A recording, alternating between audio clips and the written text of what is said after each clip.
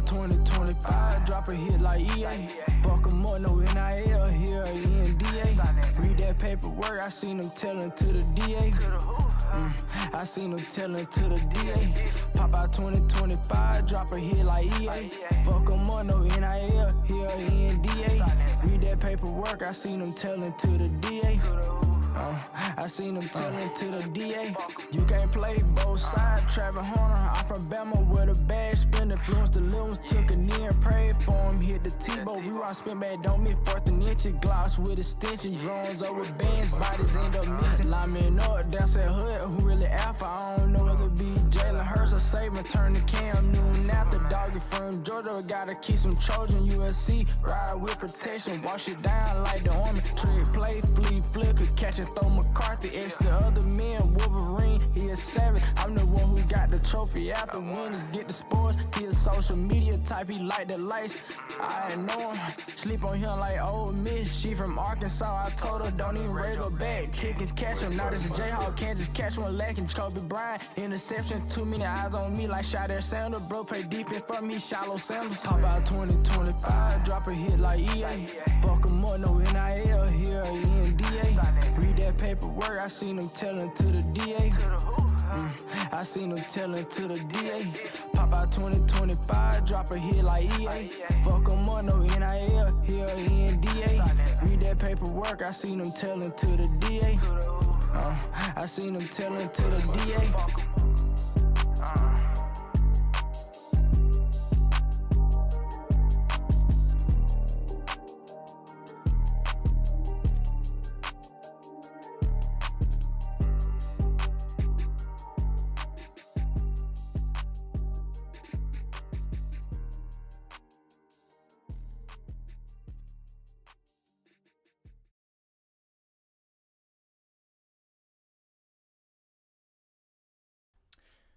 Good morning, ladies and gentlemen, the Bookit Sports community around the world. We're back in studio for the morning after. Come on. I missed you guys. Hopefully everyone had a great week. Was in New York for 8 days. It was a long 8 days, but it was a fun 8 days. That was, by the way, new intro song. Shout out Surf with a $. Yes, sir. Supporter of the show. We hope. No, he is, yeah. He's a supporter of the show. Asked if we could play one of his songs for the intro. So let's get a shout out to Surf in the chat. Here we go. Shout out.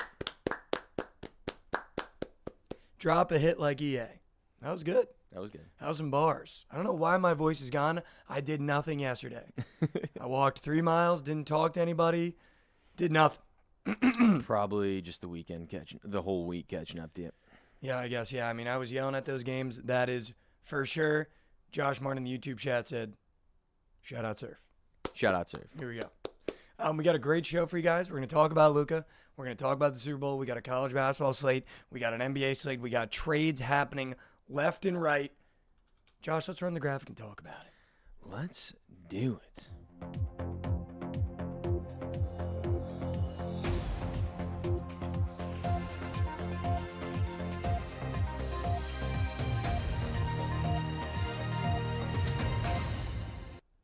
And we back.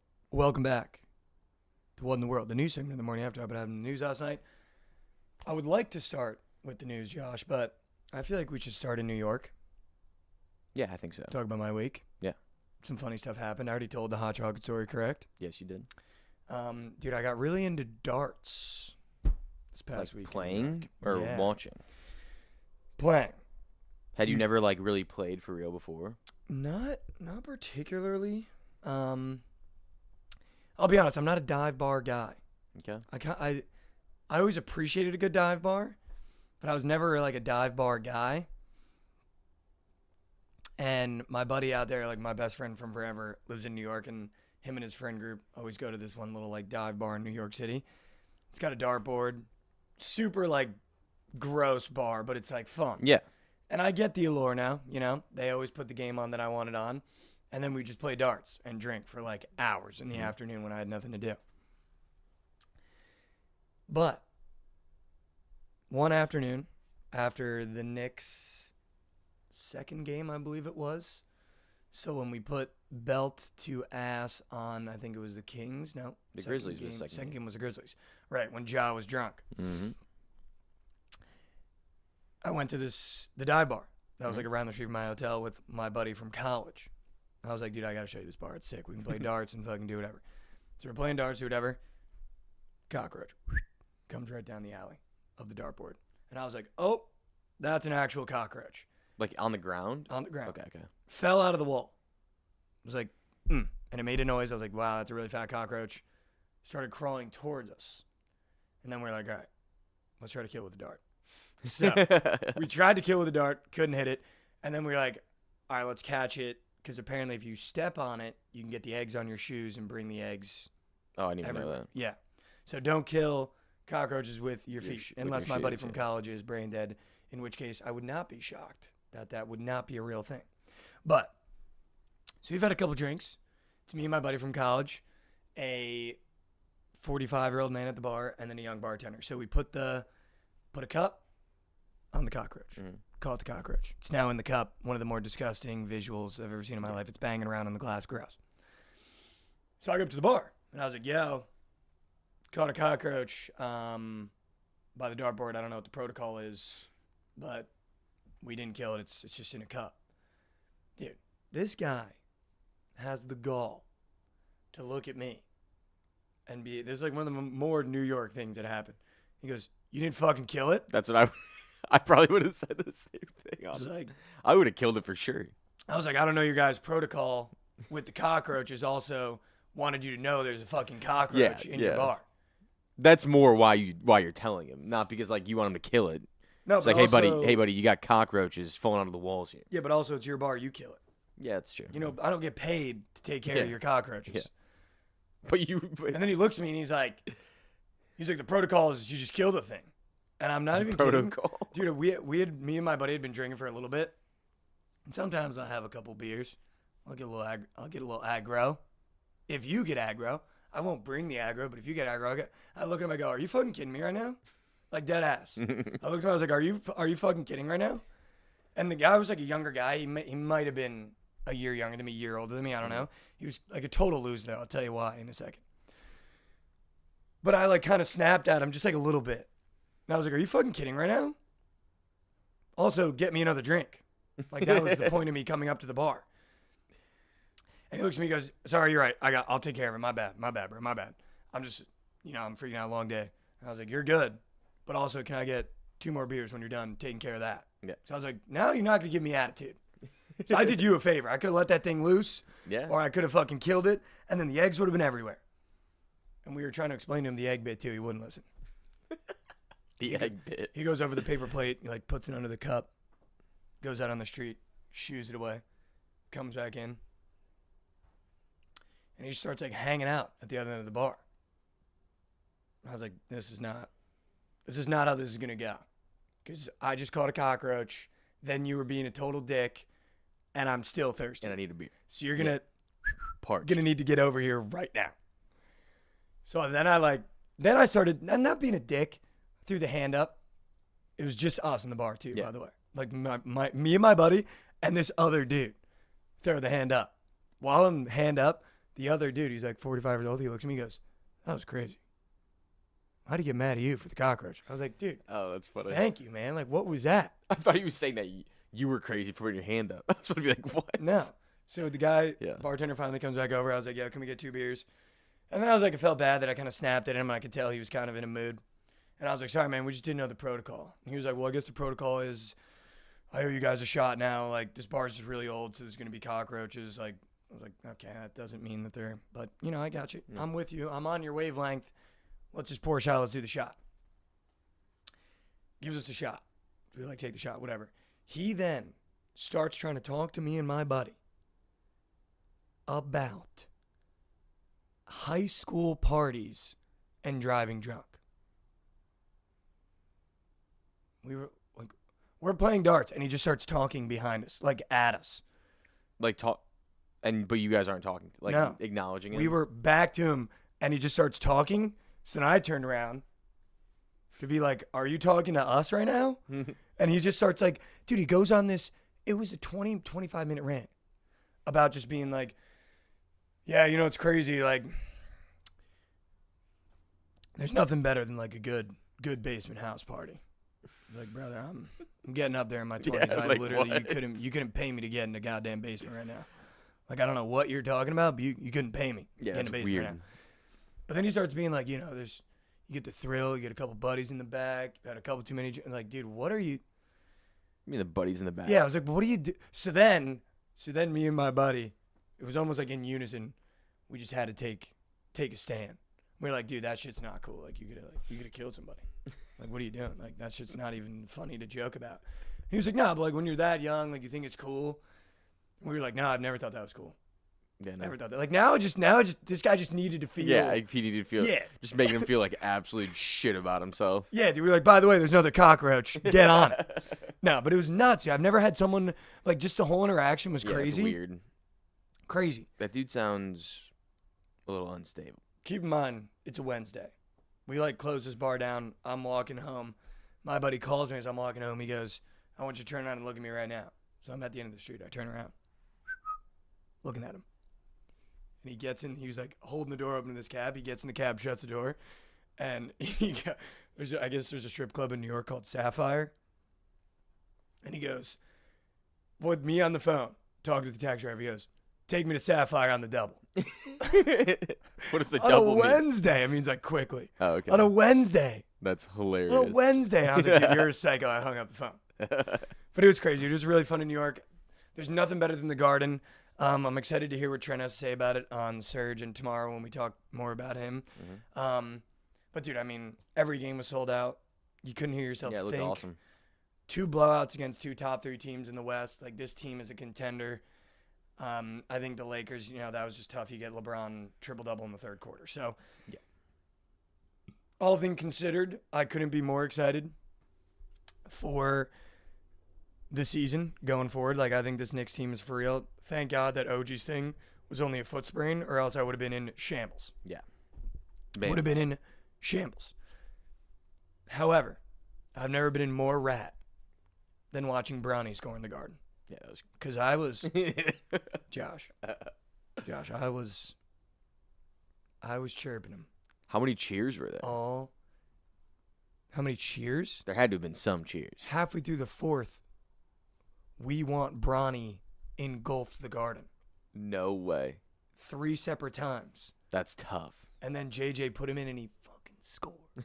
He got in, dude. I've never seen anything like it. Bronny got in the game and the whole stadium got on their feet. That's actually insane. And every time he got the ball, it was like audibly, shoot. Was it like more of like a chirping, like we want you to play because you stink, or like I couldn't tell. Yeah. And then he scored, dude. The roof almost came off. Okay, so definitely not. Yeah. Yeah, I mean, it was. I think it was, but it's also. I think it was trolling. Just to see Bronny. Yeah, dude. I've never seen anything like it. I've never experienced anything like it. And make no mistake, I was chirping the shit out of Bronny, dude. Yeah. Every time, because Mikal Bridges always gets into it with the opposing team's bench, which is what I love about him. I think it's so funny. If he hits a 3 in front of your bench, he always does that, or whatever it is. And there was a couple times where the refs had to separate the boys. Every time, stand up. I know it ain't Bronny standing up. Sit your bum ass back down. And then he comes in and he scores, Bucket. dude. I was in rat. Bucket. I was in rat. It also doesn't help that there was these kids behind us, and they were clearly LeBron James, just like slurpers. There was a couple times where LeBron scored, and this kid was like, well, fuck me. I was like, dude, I just can't do this shit, man. Like, I just can't do this shit. How old are LeBron fans are just something. How different, old are dude. they? They had to be like 16. Dude. That's hilarious. Dude, kids are actually so funny. Like, all that shit's so funny. I don't couldn't know do why. it, dude. I couldn't do it, dude. I couldn't do it. I literally could not do it. First time chatter in the Twitch chat. Shout out AK Shay. How'd you find the stream? Hey, man, quick question. I'm not a basketball fan, but I've been seeing Luka trade all over my feed. Is it really that big of a deal? Should we just talk about it?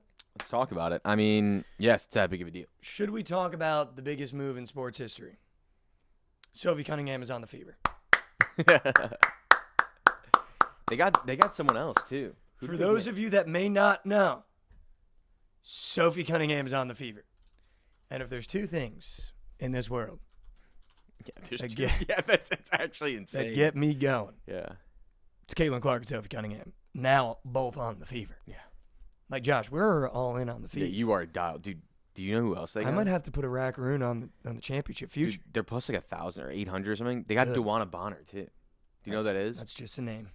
You've definitely seen her. She's a girl that was on the Sun that had like that super skinny tall girl, like incredibly skinny tall girl on the Sun that just chucks from 3, makes like everything. Good. Yeah, they're gonna be. And they're gonna DeJounte be Carrington fun. is now in Dallas. I'm gonna have to go peep that shit. Yeah, But Sophie Cunningham on the fever, I'm amped. got it. I'm amped, dude. I'm amped. Yeah, dude, they're gonna. We're gonna have to go to a game in Indiana. They got someone else. They got a. I think they got a big girl too. We're gonna have to go to the game in Indiana, and I'm gonna have to make a sign Oh yeah. that says 3 miles through Crush Glass. All right. Lauren Callaghan, Twitch chat said, "Hey Mike, big fan. Can I get a shout out? Shout out. Shout out. Shout out the shout out." Oh, Natasha Howard. They got Brother, I'm gonna be real with you. who played here. I'm gonna be so real with you, and I don't want you to take this the wrong way. I don't want chat to take this the wrong way. There are 3 names in the WNBA, maybe 4, that I genuinely know That aren't on the fever. and that I Yeah. care about. You know all the fever It's players. Caitlin probably. Clark, Lexi Hull, Sophie Cunningham, DeJounte Carrington. That's all I got. You know the. So when you start you know saying, Kelsey Mitchell. but when we start, You know Kelsey yeah, well, Mitchell? obviously I know the fever. That's what I'm saying. But when we Aaliyah start- Boston. But when we start throwing out acquisitions, Yeah. these are just women. Yeah. They're just names. I got nothing. I don't know where they're coming from. I don't know where they play college. I don't know if they're good. All I know is that. Well, I'll tell you what. So you're just throwing names at me, and I'm going to be excited because let's go. But that's all I got. I went to the fever roster. How much threw up? Let's see how much season tickets are. I'm asking the chat bot how much season tickets are to the fever this year. Okay. Oh, they need my full name. I'm not doing that. Spencer We in the ain't YouTube signing up chat. for some spam shit from the Indiana Fever. Sorry. Spencer in the YouTube chat throwing up Sophie Cunningham with the flower emoji. She averages 8, 4, and 2. That'll Who? do. Who does? Sophie. Yeah, but it's more about the intangibles. Yeah. For Sophie. Yeah. She's about to gain 500,000 followers playing with Caitlin Clark. Oh, 100%. Did you see? I mean, people talk about her being a bad teammate, whatever it is. She showed up to Kelsey Mitchell's re-signing. They shared one of the more, like, genuine hugs I've seen. And then Kelsey being like, I mean, yeah, like, who doesn't want to play with her? Yeah. You know? Also, who shows up to someone's re-signing? Nobody does that. Nobody does that, dude. Nobody does that. Nobody. I got news for you, though. Caitlin can. She's not wasting her time in that 3-on-3 league in Europe. You see that? Is that even in Europe? Do we even know where the fuck that is? Dude, it might as well be. What is it? The URL? I don't know if Something you like said, the fact you even know URL. the fuck, that's for the internet. Yeah, that's the internet. That's from the I internet. feel like it might be called that. But did you see that Angel Reese 3? I tweeted it. Went relatively viral. Did you see that? Yeah. Yes, I did. I just want to double down on this real quick. We're only watching because of one person. Like, I feel like that interview from last summer is still getting swept under the rug of Angel being like, people are saying that we're only watching WNBA because of one person. I want you to know. They ain't wrong. No. They ain't wrong. No. They ain't wrong. I don't think anyone argues that anymore. All right, Josh. Am I wrong? What? Oh my god, dude. The Fever jumped to plus 450. Yeah, we got it. We got a nuclear win it. whale that. Holy shit. We got a nuclear whale that. Yeah. Lauren's been sick for 4 days. Jeebus, man. Figure it out, dude. Figure it out. Figure it out. Just feel better. Feel better. But figure it out. But feel better. But figure it out. What does the Myles Garrett coming to Chicago thing? He requested a trade. Don't, like...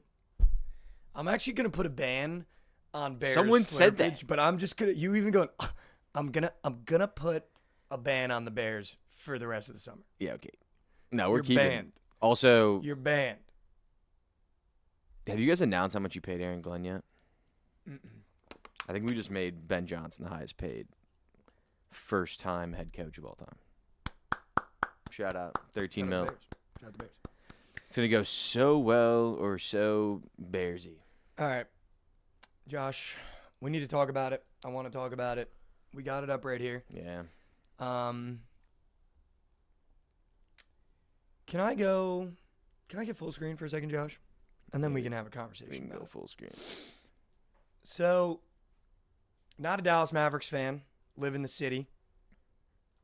Breathe the city. I love the city of Dallas. I'd like to be here forever. I love the weather. I love the culture in the city. I love the values of the city. I love the people from the city. And this trade really ruined my week. And I'm a Knicks fan, so whatever. At the end of the day, couldn't give a rat's ass about what these teams in the West are doing. But as someone that lives in the city, I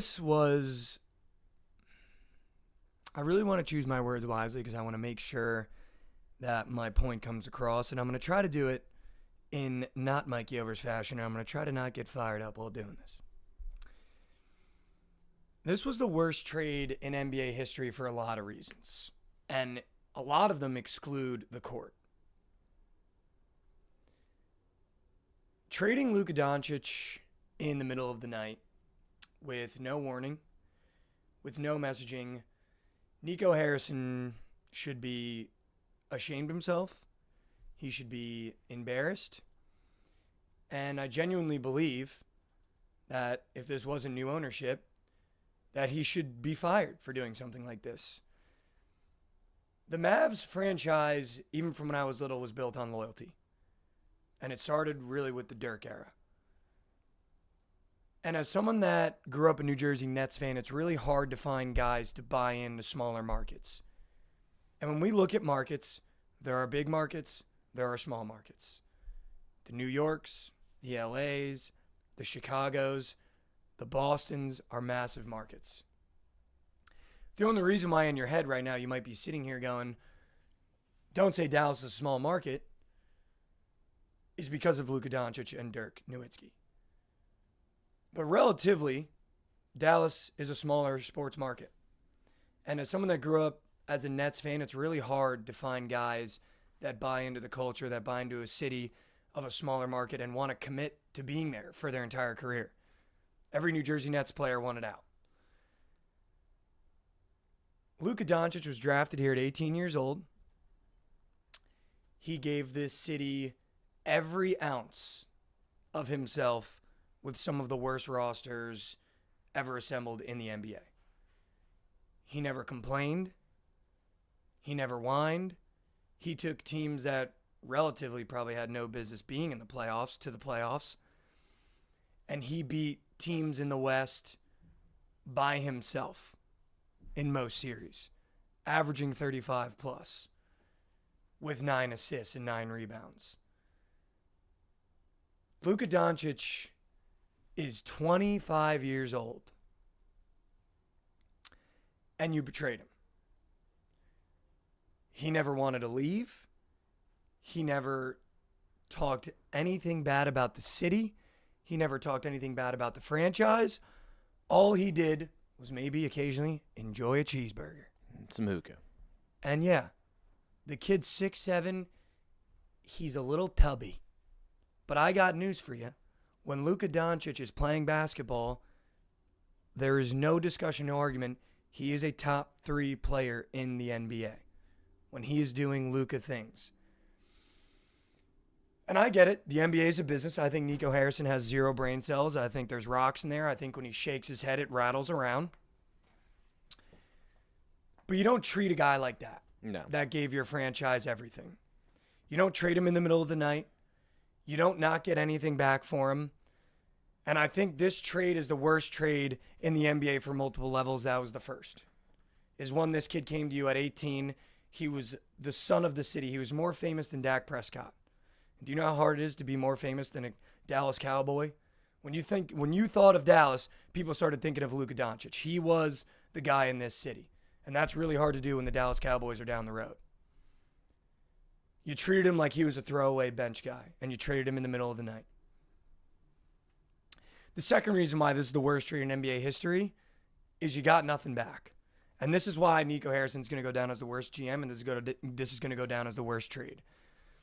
Not only did you trade away the son of the city, not only did you trade away the future of the franchise, not only did you trade away a top 3 player in the NBA, not only did you trade away someone that was on track to get a statue outside that people were begging. Do you know how hard it is to get a statue and for the entire fan base to agree on the statue of the player?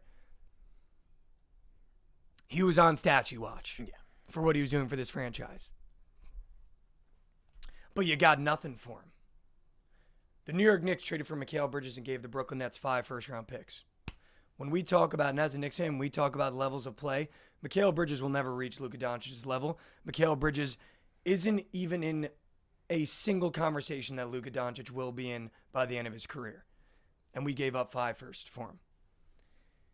To only get a 1 first-round draft pick, a 31-year-old Anthony Davis, and Max Christie for a Hall of Fame, 5-time All-Star, 5-time first NBA, NBA finalist appearance, Western Conference finalist appearance is the most embarrassing business deal of all time. If you're going to do business like the greats do business. Do business like Danny Ainge does business, who, by the way, is a crack addict for a trade. He couldn't help but get involved. Do business like the Oklahoma Thunder do business. Yeah. Not only can you sit there and make the excuse that this was for short-term success, which we'll talk about for a second after this, but you didn't even make a business move. You didn't even make a great business trade. You didn't set the franchise up for success after you're gone, Nico Harrison, which, by the way, I think is the job of a GM, is to pave the way so that when you want to step away or when you can step away, that you've done enough that the next GM can come in and it's not a dumpster fire, which he has now done to the Dallas Mavericks. But you hedged your future on a 31-year-old aging center that can't stay healthy because you think that the Dallas Mavericks are in win now.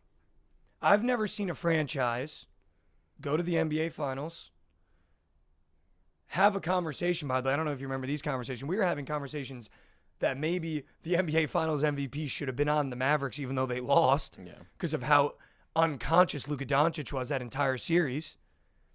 But I've never seen a franchise go to the NBA Finals, have a guy that's Hall of Fame at 25 years old, which, by the way, Jalen Brunson's 28. I don't even know if I'm ready to have the conversation that he's Hall of Fame, and I slurp the Knicks like it's my job. This kid is 25 years old. He's already in the Hall of Fame. Auto Hall of Fame. Yeah. He's already in the Hall of Fame at 25 years old. And you traded him away because when you think about short-term, when you think about success and long-term success, this is a direct quote from Nico Harrison. When you think about long-term success, you think about 3 to 4 years. How fucking dumb are you? How fucking dumb are you? You just made the NBA Finals.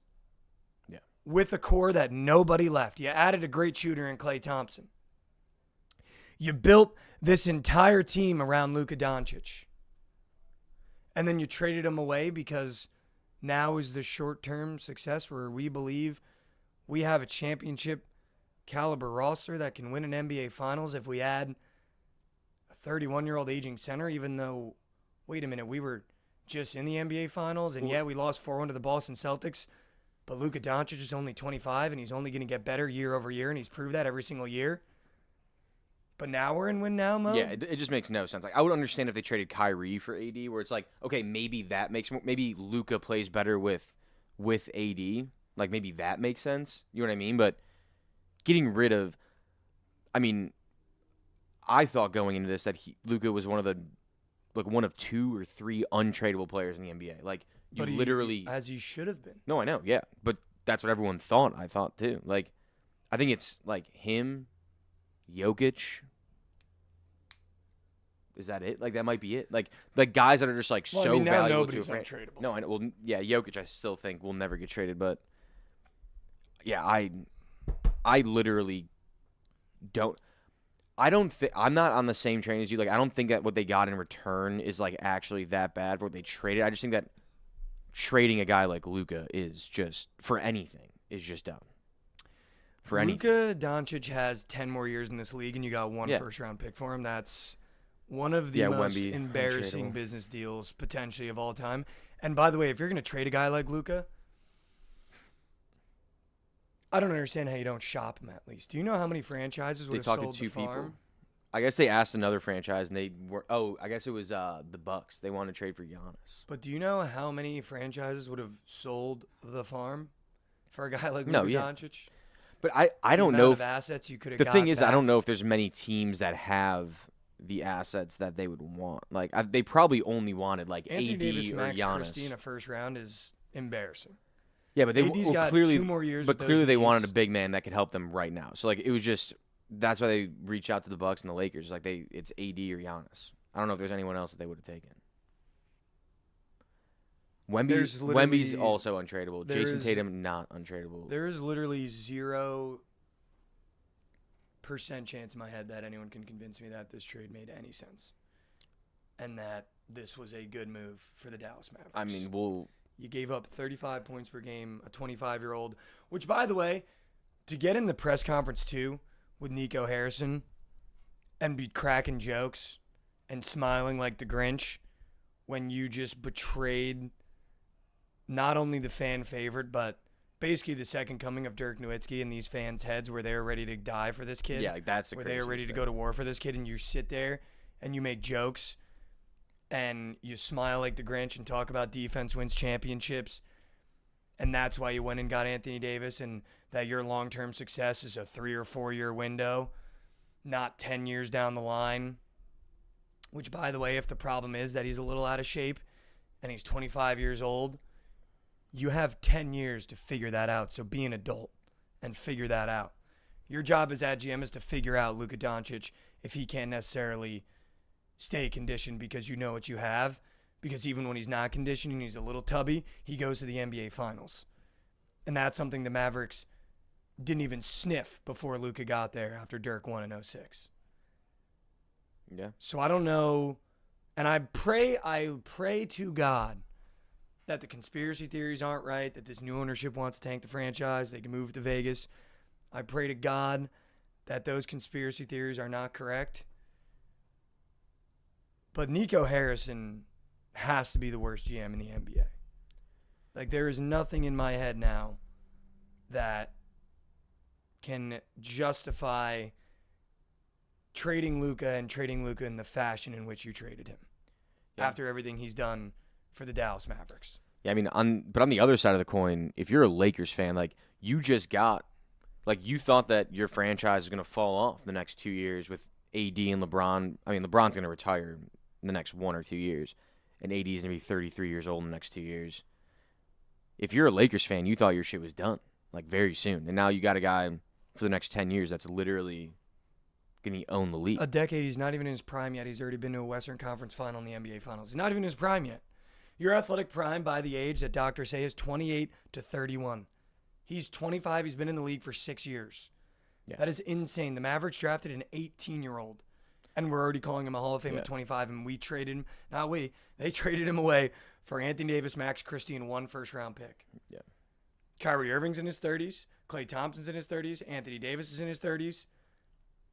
The only young guys they have is Jaden Hardy, Derek Lively. That's it. That's the future of the Dallas Mavericks after 2 years. Yeah, After 2 years. They don't have much. Nico Harrison should be embarrassed for the way he treated Luka, for what he got in return, and for what he did to the Dallas Mavericks fan base, because this is not only going to go down as the worst trade of all time, it's going to go down as the worst business deal of all time. And keep in mind, we got trades on the books where Biden traded the Merchant of Death for Brittany Griner. And this trumps that potentially. They might be hand in hand. They're right there. Yeah, they're right there. When we talk about bad GMs, we're talking Nico Harrison and Joe Biden level trade. Yeah, ability. Yeah, I mean, because the Merchant of Death definitely seemed untradeable too. Seemed like that guy's untradeable. Untradeable. But also, what's a better return, AD or Brittany Griner? We had him in the pen. Untradeable. Yeah. Untradeable. Better return, though, AD or Brittany Griner. But I just cannot believe, dude. And, you know, obviously we live in Dallas, and I have friends that are big Mavericks fans. What Luka meant to the city of Dallas, when you walk around, there's not a jersey you saw more on the weekends. There's not a guy you saw on more posters. There's not more murals of an athlete in the city of Dallas than Luka Doncic. And I don't blame Mavs fans for just wanting to hang up the fandom. Like, the level of success at this Mavs, it's the first trade in history of the NBA, by the way, where I don't think winning is going to affect the general public's opinion. I think you have to win the championship. Like, But that's the only way that people won't be incredibly pissed off is if you win the championship. That's the only way. But I think the funny part is, though, and just the amount of content I've seen and the opinions I've seen, I don't know if if an NBA championship, and I'm sure it would, but I don't know if it heals that wound for these fans. Like, fans were in love with Luka, and just, like, it makes me sad literally reading some of these tweets from these diehard Mavs fans, just being like, dude, I never really cared about the wins and losses. Like, this kid loved this city, and I feel like that makes a difference. Like, people in New York embrace Jalen Brunson, yes, because of the success, but also because at the end of every game, he thanks Madison Square Garden. He says after every game, he thanks New York. He says Madison Square Garden is the best place to play in the world, and he says they have the best fans in the world. And that means something. Like, when you lose a game, but you still love a guy because you know he embraces your city and loves the people that come to the games and loves the culture and represents you. And, like, that's what it means, right? Like, when you're a New York City Knicks fan, you want the guys on the floor to feel like they are representing the city of New York. Mm-hmm. And that's what Luka was, dude. He was an 18-year-old that came to Dallas. The city raised him. He loved the city. He never wanted to leave the city. And that level of betrayal for diehard fans, I understand. And I wouldn't be excited either with AD, just being honest. You already had too many bigs in the kitchen. If the reasoning is that you needed depth and that AD can't play every game, and thank God you have those guys, you already made the wrong trade. And I think you're going to look at a Dallas Mavericks team, by the way, that after that trade, I know everyone was injured. Nobody wanted to play. And especially the way Nico Harrison carried himself, I wouldn't be shocked if that locker room has gone a little bit. And it's going to take Kyrie Irving, which, by the way, we know he's not a leader. We've seen him be put in 2 leadership positions, and he's folded both times. Mm-hmm. Now you're leaning on Kyrie Irving to bring that locker room together, and I don't know if he can do it. Yeah. And that's a problem. He seems more mature now, though. We'll see. For sure. But you also traded away his brother in the middle of the night. Yeah. I saw an interview that he calls Luka his hermano. He's like, that's my brother outside of the sport. Like, I like seeing him more as a dad and growing as a man and being there for him. And, like, you traded away his brother in the middle of the night, too. So, what am I getting behind if I'm a Dallas Maverick right now, other than we got Anthony Davis, which is cool. Championship. But it felt like you traded away the heart. Yeah. It felt like you traded away the heartbeat and the heart of the team and the city.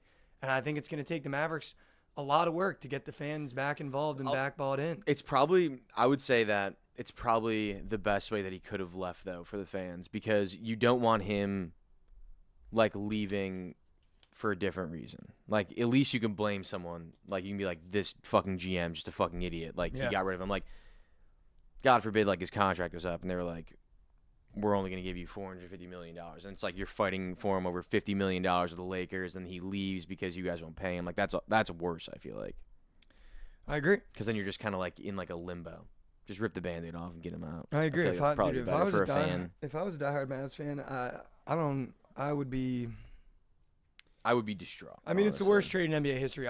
It's the worst trade in NBA history. Just the way they went about it, what they got back, the business decision of it, what it's done to the fan base. I've never seen a trade be unanimously agreed on by one side that they didn't even want it to happen, which I think is a first in the NBA. Yeah. You got to feel bad. Dude, I feel bad for AD, though. Like, AD might be the only, like, superstar that's been traded and go into a team, and, like, people are pissed that they got him.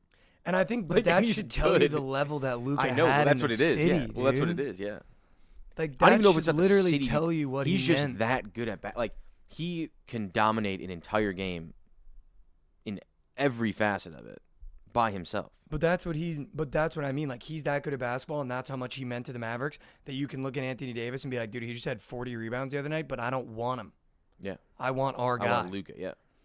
No, yeah, I completely agree. And now Nico Harrison, by the way, has had Jalen Brunson, Luka Doncic, and Porzingis on the same roster, and they are all gone. Yep. Porzingis has an NBA championship. Jalen Brunson is a multi-time All-Star now, going to the playoffs. And, oh, my God, if Luka wins one championship, Nico Harrison should never get a job. And he will. I'm curious to see. And he will. Oh, he'll definitely win one with the Lakers. I'm curious to see how he's going to play with LeBron. Because to me, they're like the same player. LeBron's more athletic, obviously, but like the way that they play and facilitate, I feel like they're very similar. By the way, the thing that drives me crazy, he's only 25. At 25 years old, dude, I didn't take care of myself. You don't like He's in the NBA. Every year after 25 genuinely feels like you're maturing by like 5 sometimes in certain situations. And his frontal cortex just got fully developed. That's how long this kid's been in the league. That he's 25 and he's got 6 years under his belt. 5 times been an All-Star. 5 times first-time NBA. Mm-hmm. Like, he's still a kid. Yeah. We're going to be drafting kids in this NBA draft that are going to be 22, 23 years old. Yeah. Give me a break, dude. If he can't figure it out, pay him. I saw a Big Cat said, and I think it's true, pay him, put him on Ozempic, and make someone watch him all day. If that's a problem, he will bring you to an NBA Finals by himself. Yeah, dude, I kind of like that he's, like, big. Like, dude, no one can guard him in the post because he's that big. No. And he's 6'7", too. Like, he can play as a power forward or a point guard. I feel like that's kind of like what makes him good. And now the Lakers, who I just hate with all my heart, and I'm sure that little snake Adam Silver was behind this too because he wanted the NBA to be back and get more viewership. And how do you get more viewership than sending Luka to the Lakers, and then the Lakers play the Celtics in their primes again, and you get that Kobe versus Pierce vibe. But now the Lakers are set for 10 years because now he's going to be playing with a chip on his shoulder, and he already played with a chip on his shoulder. Like, it is just over. Dude, him in a Lakers uniform is going to be sick, though. I'm going to hate it. I'm going to hate it, dude. But honestly, and I mean this with all my heart, I hope Luka eats on the Mavericks every single time he plays that franchise for the rest of his career. I hope he drops 50 ball after 50 ball after 50 ball, and I hope Nico Harrison never gets a job again after the Mavericks eventually lose and have to blow this up and have no assets to be able to rebuild within a 3-year window after they blow this roster up. Will he be back for that game? Because that's the 25th. He's going to try his hardest. That's my birthday. It'd be a good birthday. Shout out. Happy birthday. Watch that game. Early birthday. Thanks, bro. Other trades happen, though. Oh, Zach LaVine is now a Sacramento King. Yeah. I knew once As a Bulls fan, how do you feel? I'm happy he's gone, but once I saw the graphic of De'Aaron Fox in a Spurs jersey and Zach LaVine in a Kings jersey, I knew that we got fucked in the trade. Yeah, how did you guys not get anything? Dude, because... Or what did you get? I don't even know what you got. We got your boy, Zach Collins. Why is that my boy? Because you hate him. I'm joking because I took him that one time. Dude, I know he's junk. Yeah, Zach Collins, Trey Jones. Oh, he's good. But not for... And Kevin Huerter. I mean, this is... And we got our own first-round pick back that we traded to the Spurs. Yeah, that might be the worst trade. Yeah. That might be the worst trade. You gave up 25 points per game for 3 role players. Yeah, literally. I mean, well, dude, we were trying to get rid of fucking Levine for the last 3 years, and no one would give us anything. I think that was probably the best deal that we've had in the last 3 years. It had to have been. I remember that trade is fine. I remember last year we were literally trying to give him up for like nothing, and no one would even take him. I mean, you did give him up for nothing. Yeah, I mean, yeah. At least we have a. I was saying, dude, honestly, like, get rid of fucking Levine. Just buy back into the Cooper Flag lottery. We needed that first-round pick back just for the lottery. I want a chance. Harris 22 with the Tier 1 sub for 33 months. Yeah, this one's for you, Mike. You can't wait to see Bama win a basketball natty this year. Roll Tide. Let's pay for the drink side. Here we go, Harris. Thank you, man. Here we go. Yeah, shout out the Kings, though, for reuniting two guys who could never play together, DeRozan and Levine. Shout out for reuniting them. They were really good on the You Bulls. might actually have the worst roster in the NBA now. Like, No. The Wizards might have a better roster. No, they don't. No chance. I mean, dude, Giddy's better than You're about to be anyone. running. Giddy's better than anyone on that team. You're about to be running a rotation of Vooch, Kobe White, Giddy, Patrick Williams. Holy shit. And who's coming off the bench? Here he comes, Zach Collins. Modest Buzelis. And wait, behind him, here comes Trey Jones and Kevin Huerter. Dude, Kevin Huerter's got a strap. Dude, he's been horrid. Yeah, no, he stinks. Oh, and Lonzo Ball. Oh, No, I don't want to get Lonzo Ball's one guy that I actually want to keep forever. Bulls got fleeced almost as bad as the Mavs. People weren't talking about it. Dude, no, they didn't. They almost got one team traded Luka Doncic. One team traded a guy who's literally never won anything in his entire Ravs life. said the Bulls got fleeced as bad as the Mavs. And guess what? Levine has never done a single thing in his NBA career that's worth anything. You guys also were in a position where you just made the NBA Finals. Like, who cares at this point? Dude, Yeah. he's You're gonna lose games anyway. He's literally Might as well never. get rid of him. He's never done anything for the Bulls. He just scores 30 points and looks cool shooting. That's it. But let's talk about it from the other point of view. The Spurs just got really good. Yeah. A team that was already kind of competing and looking really good with Wemby just got a guy that's going to make defending Wemby A lot harder, impossible. Yeah. Impossible. Just the way he goes to the rack, yeah. And I talked to somebody in New York, shout out Snapback Sports, shout out Cone, that got to watch Wemby live in Paris. Mm.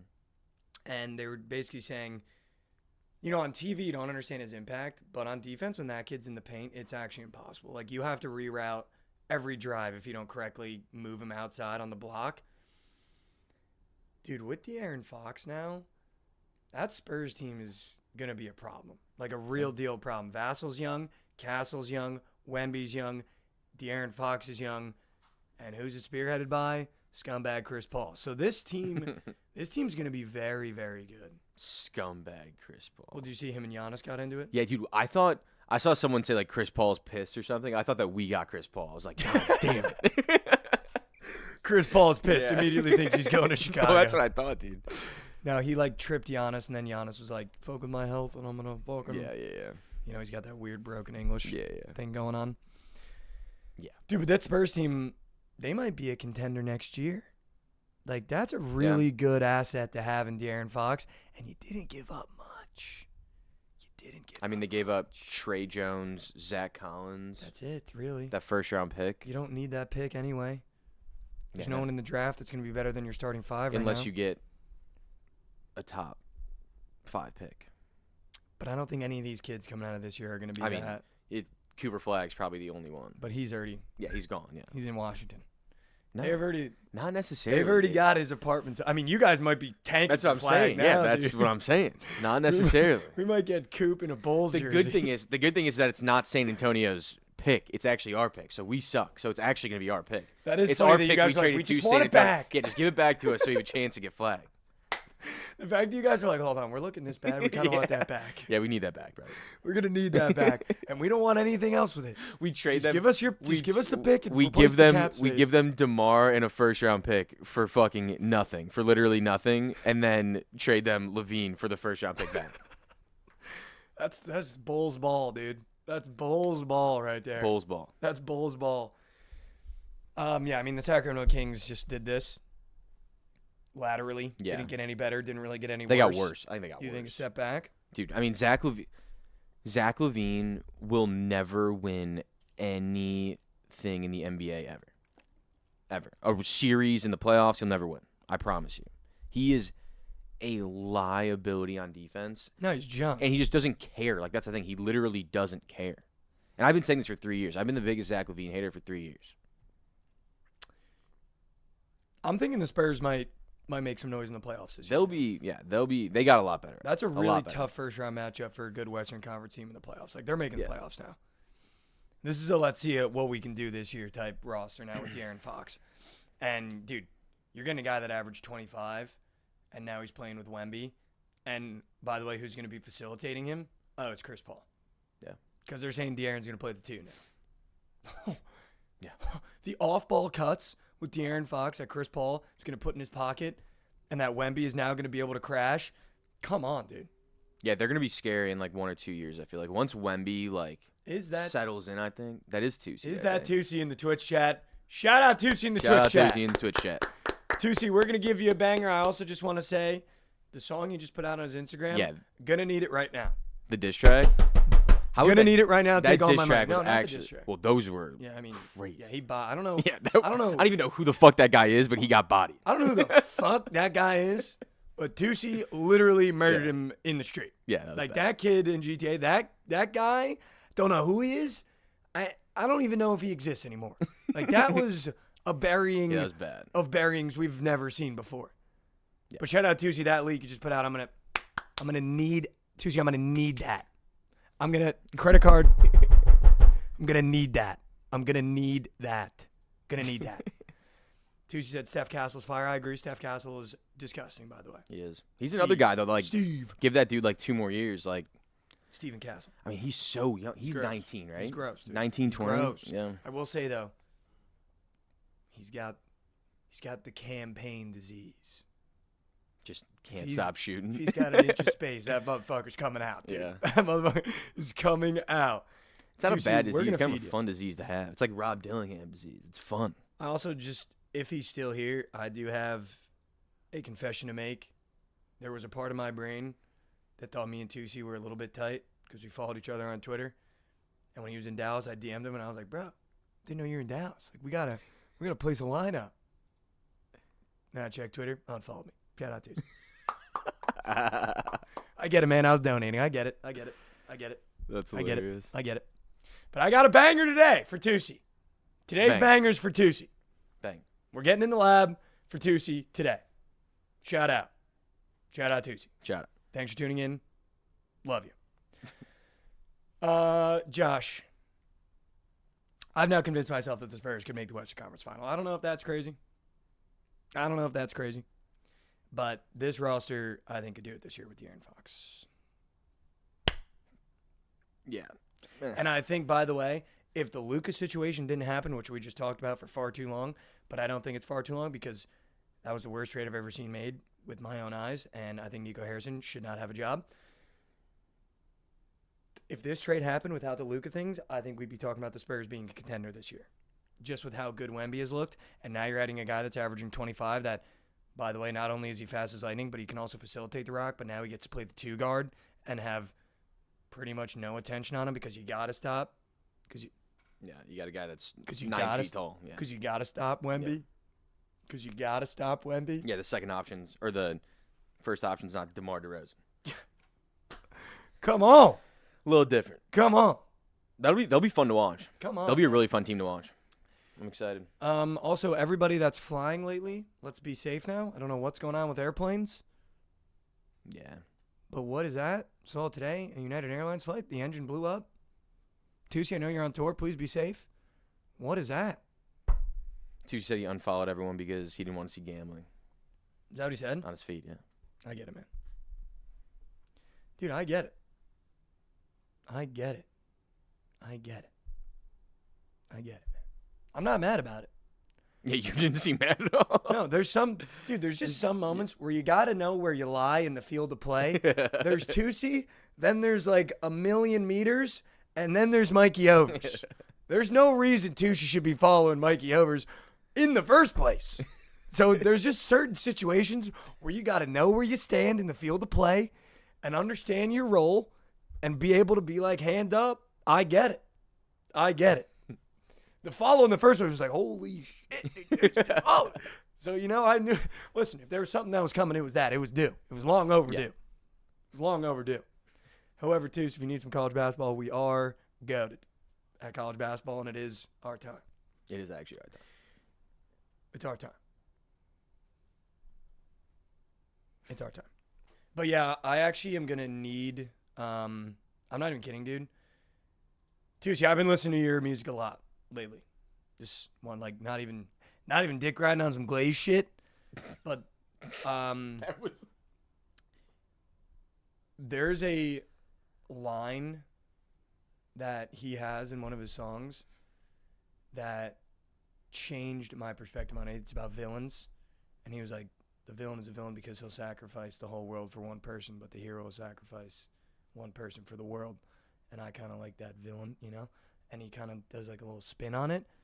It was like biblical when I heard that for the first time. And I think sometimes in life we realize that the villain's not that bad of a guy.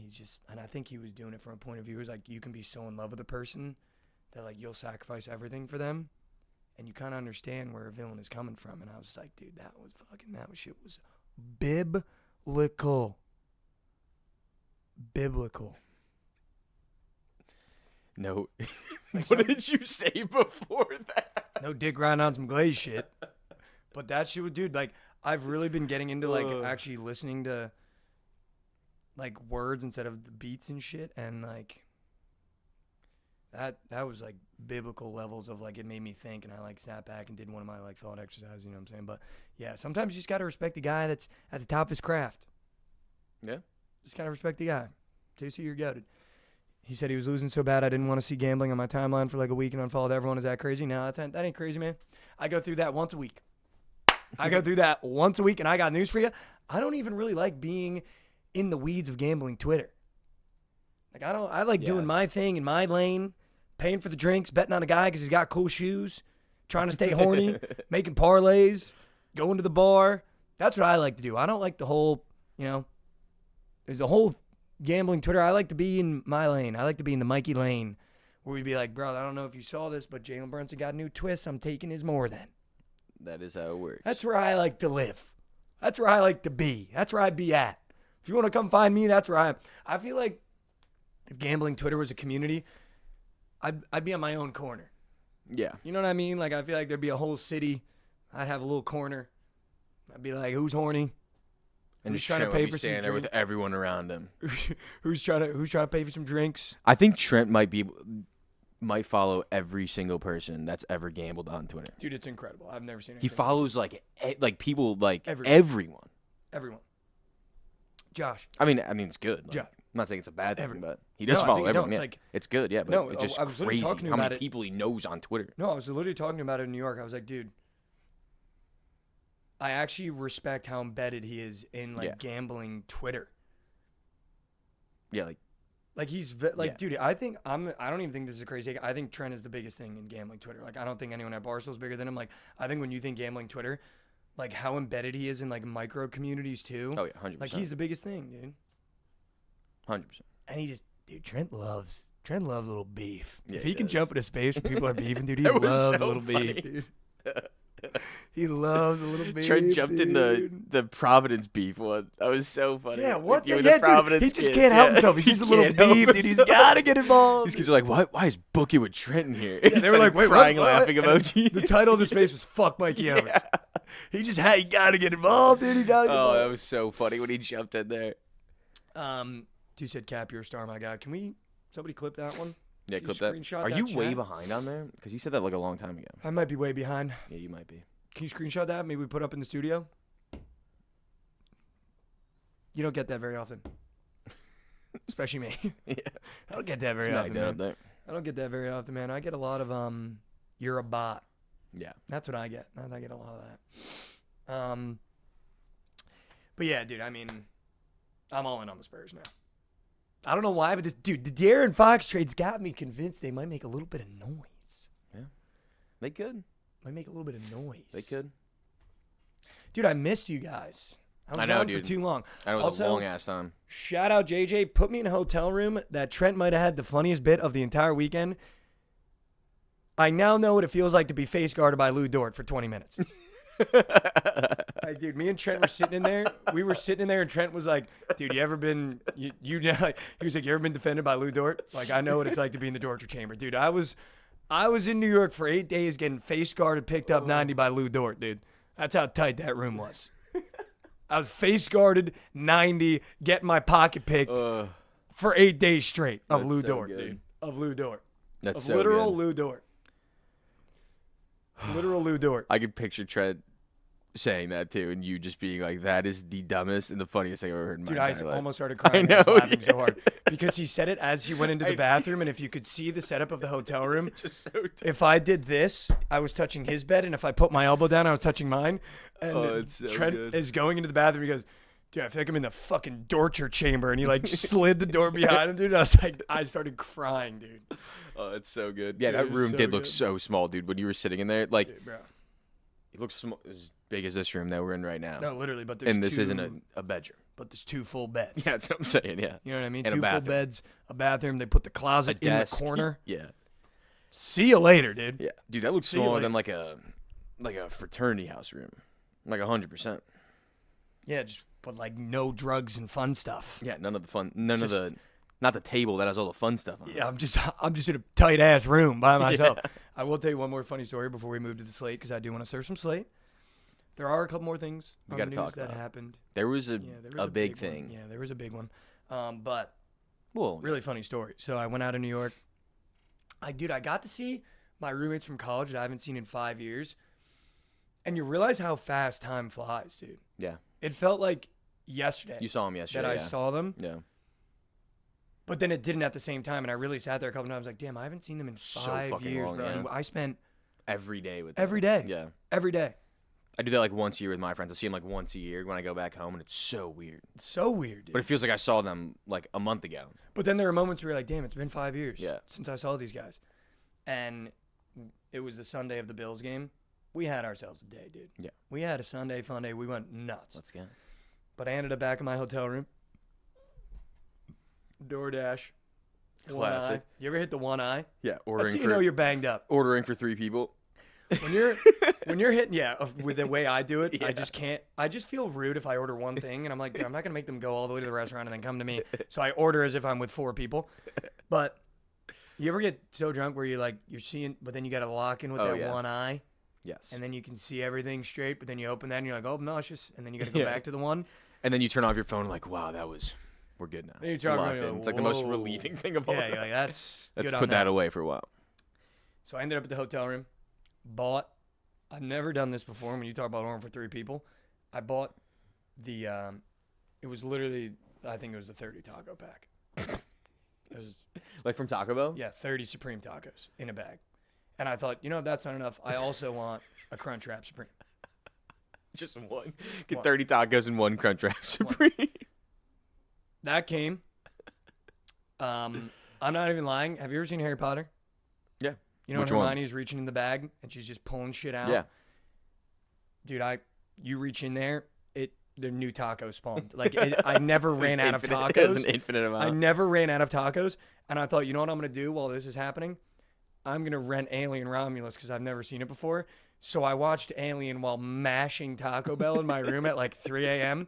Dude, I don't know if you've ever seen that movie. It is I've fucked never seen up. it. I've never seen it. Like, you should not be watching that movie when you're hammered, because it'll give you nightmares. A grown man, I had a nightmare, dude. Really? It goes in your mouth, down your throat, through your... Dude, and they make it scary, dude. They Yeah. make it scary. And they come out of the woodwork, and they got the little... Oh, yeah. Dude, it's scary as shit. And I was so scared, I was almost frozen. I couldn't shut my laptop. So I watched the whole thing while... just munch. Infinite tacos, dude.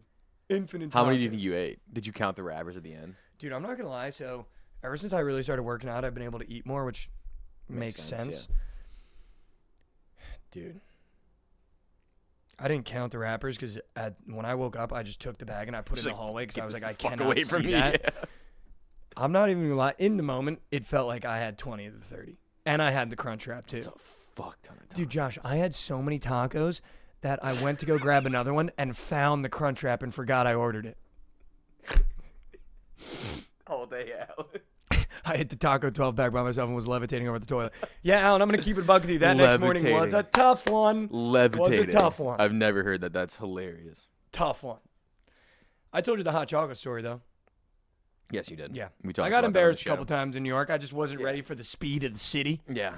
I wasn't ready for the New York attitude a couple times. It caught me off guard. Hand up. You got me, New York. You got me. You got it. Couple times you got me.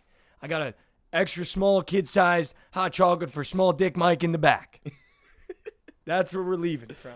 All right? Dude, Josh, sometimes... what did you want to talk about? Well, I mean... Subbang, Cali Kyle, shout out. Tier 1. Or with Prime. Sorry. I don't know the difference. The Missouri Tigers played on Saturday. They did. Caleb Grill and Steph Curry. And they beat the living shit out of Mississippi State. What did we win by 26? Dude, we are like legit, I think. We've only looked better throughout this year. And Caleb Grill, I don't think it's even a question, is the best shooter in the country. He's shooting like over 50% now and is shooting from half court. Yeah, it seems like you got Jimmer, and that's dangerous in the tournament. Dude, I've said it. And he doesn't even start. Like, he's not even a starter. He's our sixth man. He just comes off the bench. He said he likes coming off the bench to, like, see the pace of the game, so he just comes in and just, like, finds his shots a lot easier because Yeah. he knows the defense isn't doing. He's probably like the second best shooter in the country. The best. behind Jabri. Nah. Raheem. Nah. On Providence. Nah. Which shout out 13-point underdogs. Yeah, I Almost saw beat that. St. John's, but we didn't. I saw that. But we did it. I literally didn't watch a second of that game. Then I saw you guys busting in the group message, so I went over there to watch it, and there was like 30 seconds left, and then St. John's hit that shot. I was like, yep. And who beat us while I'm with my dad? Kadari fucking Richmond. Of course. And as we're leaving lunch, my dad goes, I just hate that Kadari hit that. Like, I know, dude. I know. Yeah. I know. Yeah. No, Dude, yeah, you guys are legit, dude. Caleb dude, Grill, Steph Curry, man. I mean, and I've said it every year. Guard play wins you March, and when you got a guard that's a microwave like that, you can go as far as you can take it. But I'll tell you what, you've also got some rat shit on that roster. Ooh, I don't think that's true, dude. Josh Gray. So Stop. no, Stop. no. I'm okay. Stop. He's not good. I'm not saying he's good. But last game, dude, you had 10 and 11 last game and didn't do any dumb shit for real. I mean, kinda one time. For real? One time. He got one moment? One time. But that's not bad, dude. You can live with one moment if he gets 11 rebounds. But Yeah. he Okay. also shaved the beard. He only has a mustache now, so maybe that's a difference. Doesn't make me Who feel any knows? better about him. Dude, that kid is dumb as Yeah, rocks. he stinks. Like, He he's only horrid. He only plays like 14 minutes a game, though. He doesn't get that much burn. It's only when Mark Mitchell gets in foul trouble he gets burned. I just wish Mark Mitchell played in the Big East, dude. He'd be so good. But that's the thing, dude. Is like I feel like we have 5 guys that can beat you. He would literally be in contention for Player of the Year if he was in the Big East, just the way that we play ball. Yeah. Well, he's a The type. Big East loves a reckless 6'8" kid that just throws his body at the rim. That's Yeah. all we live for, man. Yeah. That's all we live for. We got him, dude. We got Caleb Grill. Anthony Robinson's a dog. Tamar Bates is a dog. He drops the most quiet 14 every game. Tamar Bates will have 14 every game, and you like forget that he even does anything. A lot happened in college basketball this weekend. I kind of got rinsed on Saturday. First bad day of the month. Before that Saturday, are you ready for this? Mm-hmm. I DM'd the Bookit Tracker. Shout out to Bookit Tracker. He's goated. I don't know who it is. I was like, yo, what was my college basketball record in the month of January since the new year started? 70-54. Let's go. Tell me that's not bad. What's that percentage? I think it's Let's like, see. what, more than... Let's see. What is 70-54? You said? Yeah. I don't know how to do percents. I'm going to keep it a buck. 56%. Dude, come on. How about it? On college basketball straight plays, and that doesn't include the pay for the drinks that I hit this past weekend. I mean, yeah, NBA and NHL, am I back? I might be back. might be bad. What else happened, Josh? Was it I don't something big know, happened in didn't- Mizzou? Yeah, that was something big. I mean, dude, we might. No, be you just something big mean it was Mizzou. I mean, it was a massive win. That was a big win. That was a big win. Massive win on the I'm just- road, I'm just butthurt because Providence is not good. dude. We could probably lose out and still make the tournament. We're not gonna lose out, but we probably could. I don't know if you could lose out No, we could. and make the tourney. That feels a little bold. I mean, dude, we already have more quad 1 wins than I think. We have KU. We lost to Memphis, which sucked. But we got KU, Florida, Vandy, Mississippi State. Who else we got? Oh, that's what I want to talk about. Caitlin Clark got her jersey retired, and so did Asia Wilson. Oh, they Shout out. both did? Shout out. Shout out. Shout out.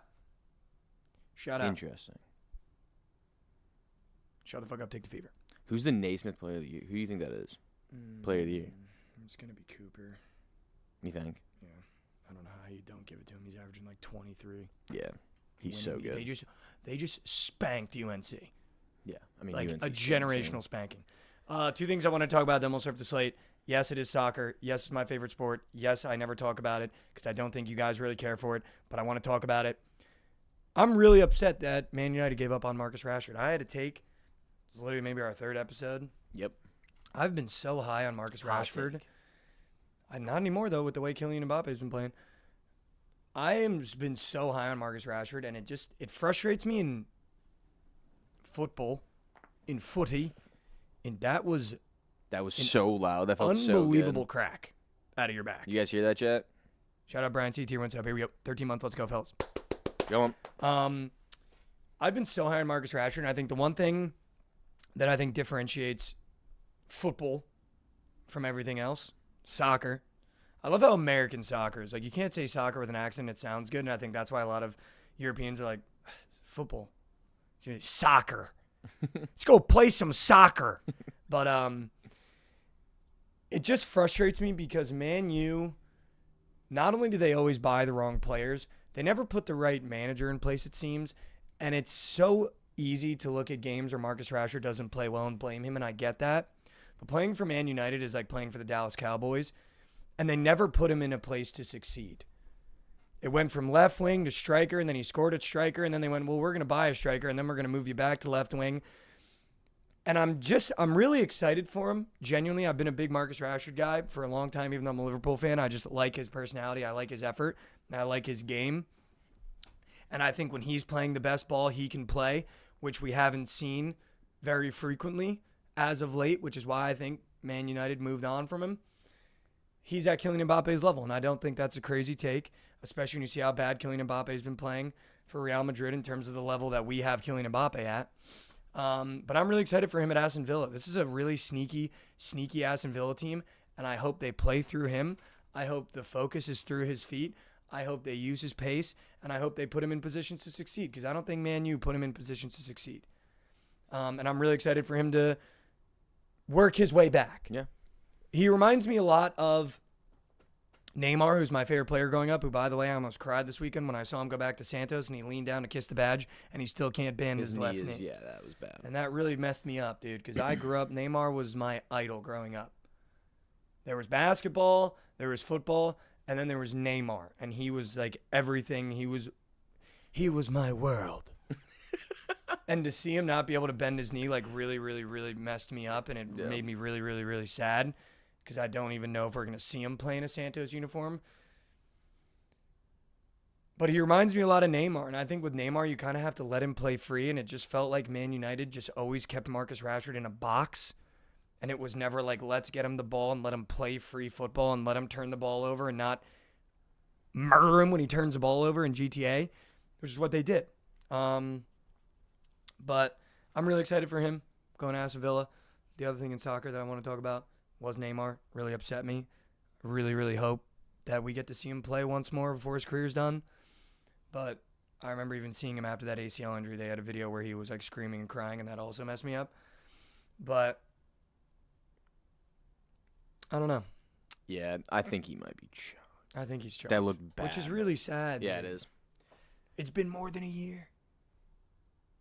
Yeah, And you it's just like, can't bend it. That's really bad. And I wonder if it's a mental thing, too, because he was screaming and crying when they had to straighten his knee after the ACL. So I wonder if it's a mental thing where he just doesn't trust it, or there's like pain scars where he doesn't want to do it. But I'm really hoping Neymar's not chalked, dude, because I got an edit this morning of Neymar to a really sad song, and it just almost ruined the morning. Almost ruined the morning. I mean, dude, when you think about it, though, Neymar's going to be okay. Yeah, he'll be if fine. he doesn't play again. Yeah, he might you seen his house in Brazil? Yeah, but he might gamble his wealth away, dude. He's got an addiction in GTA to the tables. Son's birthday party. He's hitting the fucking blackjack. Yeah, I saw that. I mean, that's crazy. Put the blackjack away for 5 minutes, bro. It's your son's birthday. All right, Josh. Let's serve some Slate, but before we do that, I want to have a message to the New York Knicks, and I just want to say, Josh Hart, I love you. I think he gets enough love from the fan base, but I just want to say, as a basketball fan, as a New York Knicks fan, I want to say I love you, Josh Hart. The things that you do for this franchise and the way you put your body on the line and the way you have become a servant to those around you on this team, I think should be a lesson to not only basketball, but a lesson to people in everyday life, that sometimes sacrificing what you think you're meant for and playing a role gets you to the highest levels you've ever been. And in a year where Josh Hart finally, it felt like, sacrificed his ego and sacrificed himself, he is now having the best statistical year of all time in his career. Having triple-doubles, getting double-doubles night in and night out, and has zero ego about him. And I just want to say, Josh Hart, I love you. And if I agree with get the napkins, if we trade Josh Hart away, I will never watch a minute of basketball again for the rest of my life. I left New York with Jalen Brunson. Or I got to New York with Jalen Brunson being my favorite player. I left Josh Hart being my favorite player. Wow. Goated. Wow. Goated. Goated. All right. Josh, run the graphics, search some play, give some plays out for the people.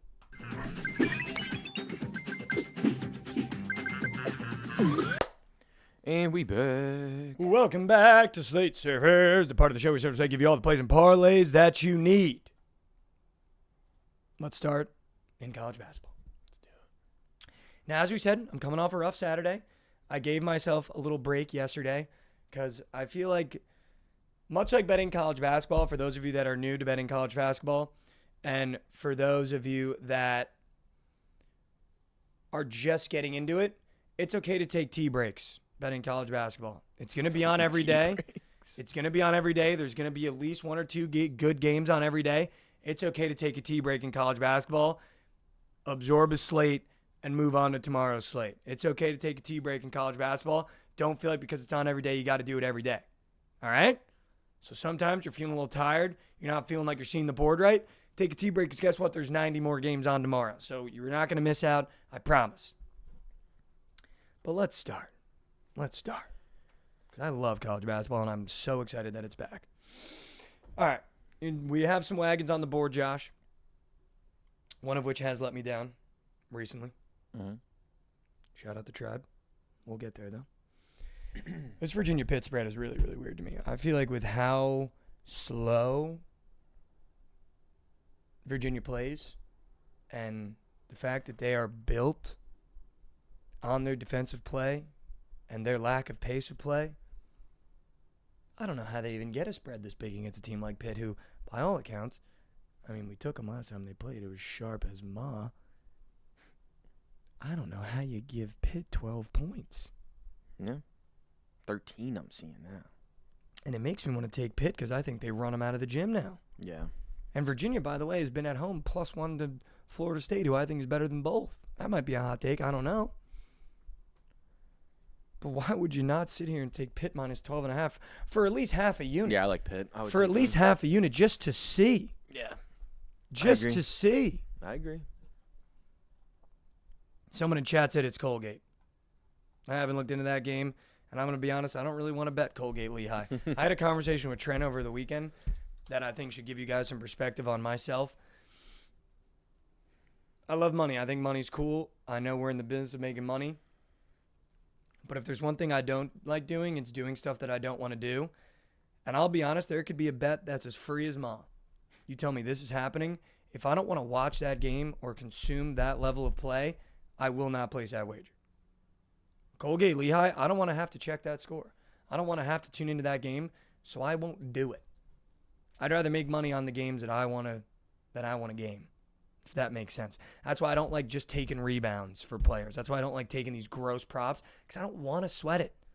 We only get a limited time on this earth. I want to sweat the things I think are fun, because I want to have fun while making money. And I think you can do both, as we've proved on this show. I do think McNeese might belt to ass Incarnate Word, though, however. 15.5, brother. Speaking of games I want to watch. Well, they do have Alan Breed. McNeese and Incarnate Word. They do have Alan Breed. No, I'm just Shout out. But, yeah, it's classic. How do you say one thing and then follow it up with that? Yeah, I feel like that game also just screams over. Those two teams. Scream. 142 is crazy high for 15.5. Yeah, I kind of like that over. I don't hate that over. I'm going to take Howard +1.5 at home. This is just one of those spots where I'm going to take the team that I think is better. We were on Howard early in the year.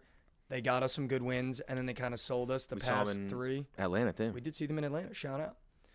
But this Howard team is deep, and I'm going to take Howard +1.5 at home here. Also, these mid-majors at home, I'd rather just trust them. They're in their routine. They're playing in their gym. It's not like South Carolina State's anything special. Yeah, man. 9, 12, 8, 13. Give me the home team +1.5. Whatever. Ron Mux, 8 more days till PLL. Here we go, boys. Here we go.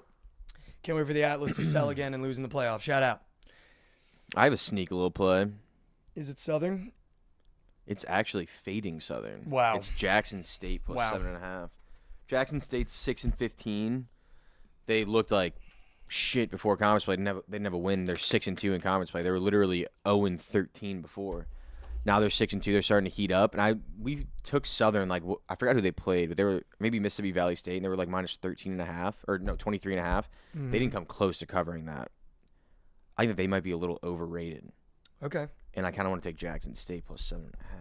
Okay. I'm going to take a team in the game after that. Give me UT Rio Grande +1.5 on the road. Okay. This is just the better team. I mean, the spread tells you to take the opposite, but I'm taking the better team in a mid-major matchup where you either get blown out or you're being able to sit there and go, wow, I really got the better team at +1.5. Yeah.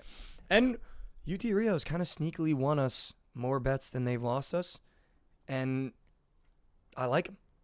I like the way the roster's built. I like their guards. Give me UT Rio +1.5 against Northwestern State. Okay. Shout out. Okay. Shout out.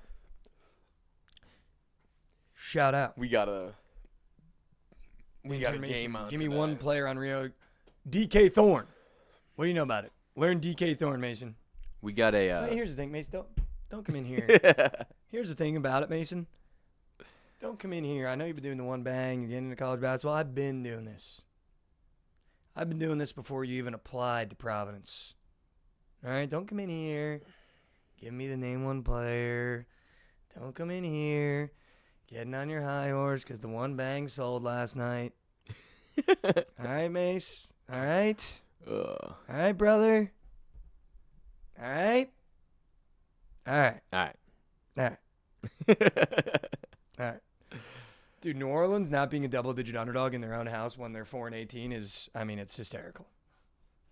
Yeah, 8.5. I mean, SF Austin's pretty fucking bad. Rats. They're both 2-9 in conference, so they're both pretty bad. Rat. Let's just get to my favorite game. Well, which one's your favorite game? Give me the Tribe +3.5 against Charleston. Okay. At home. Give me the Tribe at underdogs in their own house. I think you take their money line. Gabe Dorsey's going to bust. I think you tonight. take their money line in that game. Yeah, I'm down. And the over. That game is soaring, I guarantee you. I'm down for, and here we go. Now I got to pause. Mason, did you say something again? Like, Josh, can you inform? Every time you do it. But can you just, now it's my fault.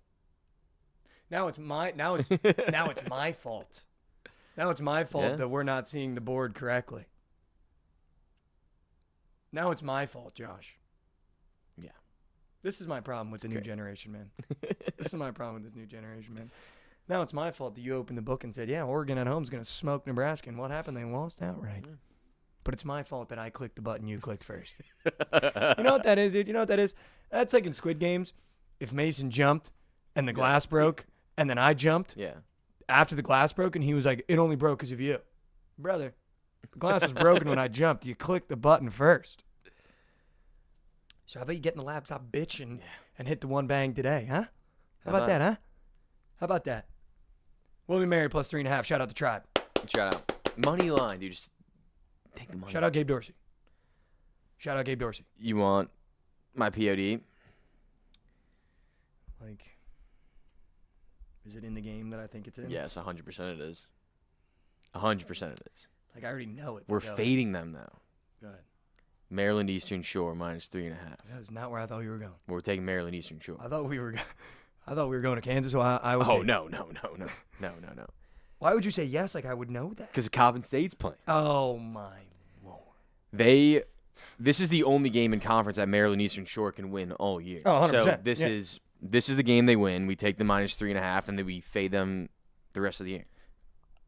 100%. This is the one game they can win. 100%. 100%. I love watching those games, too. I don't know why. Shout out North Just Texas. Disgusting. Shout out North Texas UAB. My buddy went to North Texas game this weekend.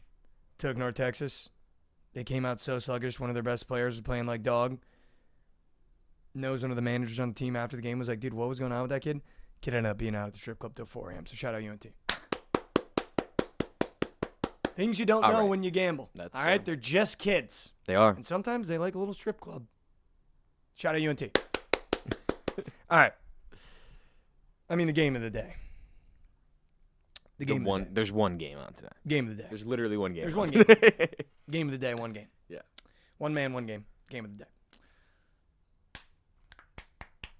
I've faded the system plenty of times this year. Mm-hmm.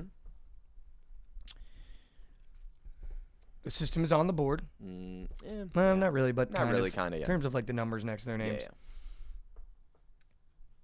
I like this Iowa State team, man. I'm going to have them in my Final Four when I make my bracket. Might have them going all the way. They should have covered. last game they played. They lost last game. Yeah. To Kansas State. Correct. Yeah. And Kansas, I believe, just blew a massive lead to Baylor, correct? They did. They were up 20-something, 21. And I had Kansas. Shout out. Yeah. Fading Baylor. Mm-hmm. I'm going to take Kansas here, dude. I'm going to take Kansas. I feel like this is the better team. Iowa State is the better team. There's some about this Kansas team at home that I don't particularly like to fade. There's some about this Kansas team that I think after you lose to Baylor, it might have became a little bit of a look-ahead spot for them once they went up so big. And they're going, well, we got Iowa State. We got Baylor out of the way now. And maybe that mental just shifted. But I trust that Kansas comes back home and dials in and locks in and beats Iowa State here. I think this is going to be a two-half battle. When you take Kansas, just know they might spawn down 8 or up 8. It's going to be one of those games where until there's a minute left, you're not really going to know who's winning the game. But I'm going to take Kansas here at home. I think they stand up. I think they protect their house. We might have to go system play, Dwan Harris, PRA, because you lean on your vets at home. But, man, if there was a team to walk into Kansas and beat them bad, it's Iowa State. I also just don't think Kansas is good. Like, they're so overrated. They are so overrated. I like the over in this game, though. Okay. Because I think both teams, after losing so badly on the road, I think that they're going to bounce back today, come out hot, start hot, and I also think it's going to be a close game, so at the end we can get some free throws, get some garbage points. Get some Ishii. Yeah, get some little 10 points at the end. Yeah, I like the over in this game. That's it. It's also the only big game on today, and I love doing that. Like, when there's one or two big games on, I'll take both overs. Yeah, no, I like that. I feel like when they're on ESPN, they go. I'll take the over here, too. I agree with Dilly, though. This team really goes through Curtis Jones, and he's a little too inconsistent for me right now. And I just feel like this Kansas crowd, if I was a Kansas student right now, dude, I'm drinking starting now. Yeah, the only thing that's scary, Kansas's offense is when they lose, they turn the ball over. A lot. And this Iowa State defense can force those turnovers. So that's the one thing. Also, thank the gods. The It's Already Locked is the William & Mary game. Yes, Shout out. Highs over on the board, 166. Josh, plan B, we got to pick them. North Carolina's playing Idaho State. Well, we can pick. There's a bunch of games. They all start at 8. If we want, I always just go to the last why don't one. Yeah, I know, but we could just take the over in the Kansas-Iowa State game. It could be the It's Already Locked. The plan B. Could be. You know what I mean? Because do you really want to watch? No. Northern Colorado, Idaho State, or do we just want to take the over in Iowa State, Kansas? Take the over in Iowa State. All right, let's do that. I like it. Bang. Let's do that. Josh, I've been kind of dialing in on the NBA, so I'm going to try to give some sides out if that's okay. If I like any. I'm not going to just give them out to give them out. Give me the over in Charlotte, Washington. Okay. That sounds free. But I just need to know who's playing and who's not, so don't lock these NBA sides in. I will be more confident once the game actually rolls around. Here's the thing about it. I might be all in on Cade Cunningham. And I kind of want to take the Pistons -4.5 against the Red Meat Hawks. But Trae Young hasn't had his revenge game yet since getting trade. Trade. Yeah. Trade, yeah. Trade. I think he thought he did something there. I got news for it. You didn't. You didn't do anything with that one. Didn't do anything with that one. Not one thing. Josh, just as a fan, I'm going to take the Knicks -6.5. I don't suggest anyone take it. They have never looked worse than they looked last game, and they lost by about 25 to the Lakers. If there's one thing the Knicks are really good at doing, is keeping a level headspace and coming into the next game without the last game's memory in the back of their head. Karl-Anthony Towns got completely removed from last game. Jalen Brunson couldn't hit a layup. That's not going to happen again, I promise you. When this Knicks team is at home, they are extremely, extremely hard to beat and extremely, extremely hard to cover against. So I will be on the Knicks -6.5. I think we cover against the Rockets. But this is a very good Rockets team that I think is going to make this game very, very difficult for us. Mm-hmm.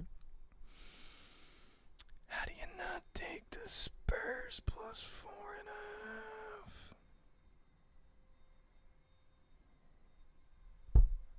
I mean, How do you not take the Spurs +4.5?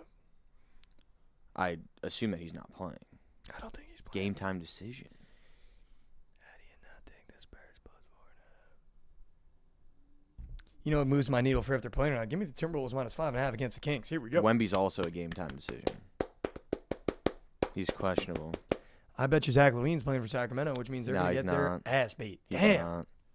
I kind of want to take Sacramento to win. This might be the last game they win this year. No, dude, against the Wolves? Ant's a game time decision. Naz Reid's a game time decision. Julius That's why I hate Randle's the NBA, out. dude. This is the shit. But dude, I kind of like the Kings. I kind of like the Bucks money line. I don't know why. This just reeks of a game the Thunder drop. Because Giannis just comes out fucking me. I don't hate that at all. Plus 11? The fuck? Like at all. The fuck? The Like fuck? Chet's out too. Giannis might fucking What the hell? muck. What the hell, Mom? Give me Giannis the TV. Magic plus 2.5 against Warriors. They fucking suck. Jimmy Butler was like, I wouldn't re-sign with you guys. What a dick. Yeah, it was Like, who does Jimmy actually, like, I get it. He's goated. Who does he think he is? That you tell Steph Curry you don't want to re-sign there. yeah, that is. Like, Crazy. that's insane. If I was Steph Curry, I'd be like, dude, get the fuck out of here. I got 3 of those things. You can't even sniff one. He sniffed. He sniffed. Didn't get it, In the bub. but sniffed. Sniffed in the bub. Yeah. You know who else sniffed in the bub? You know, LeBron. Pacers. Oh, they didn't really No, sniff. but the player. They didn't even make it to the Play. T.J. Warren. Yeah. TJ Yeah, but he Warren didn't- sniffed in the bub. Yeah, but he didn't sniff. I mean, yeah, they lost in the second round, I think. I'm a massive believer in the bubble doesn't count. Dude, see, we have the complete opposite opinions on that. I just love how mad it makes people. It's like, dude, it's a bubble chip. It's a bubble chip. Doesn't count. Calling it a Mickey Mouse chip is hilarious. That they're at Disney, that is hilarious. I love it, dude. I love it. All right, let's do some prize picks. Let's do it. Charge. All right, here we go. So, Josh, I was kind of legacy selling sack on prize picks. One in New York, it's just really hard. I can't even see the squares, so I kind of just got to pick players and see what they come out to. So that is on me. That is on me. And I could put my hand up and say that that's on me, and I apologize to the chat for anyone that tailed while I was in New York, because that wasn't cool. I wish I was here to be able to look at the board for you guys. But I'm looking through some squares now.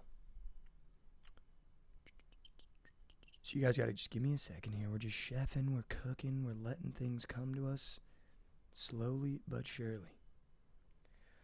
Let's tap in. Dwan Harris points I will be taking just because you go to your vets. Excuse me.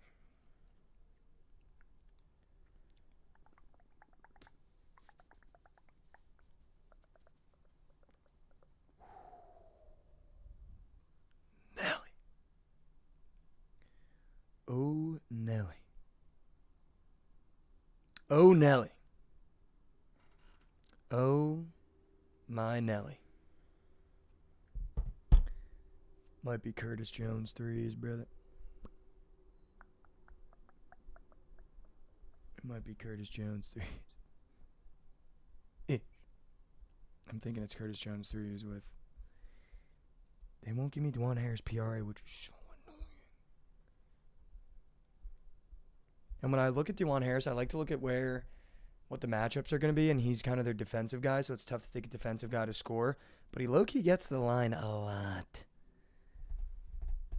I think I'm going to take his P&A. Okay. Give me Dwan Harris P&A with Curtis Jones threes. That'll be my little two-piece geyser. That'll be a little two-piece geyser. Get the people up and moving, get them feeling and grooving.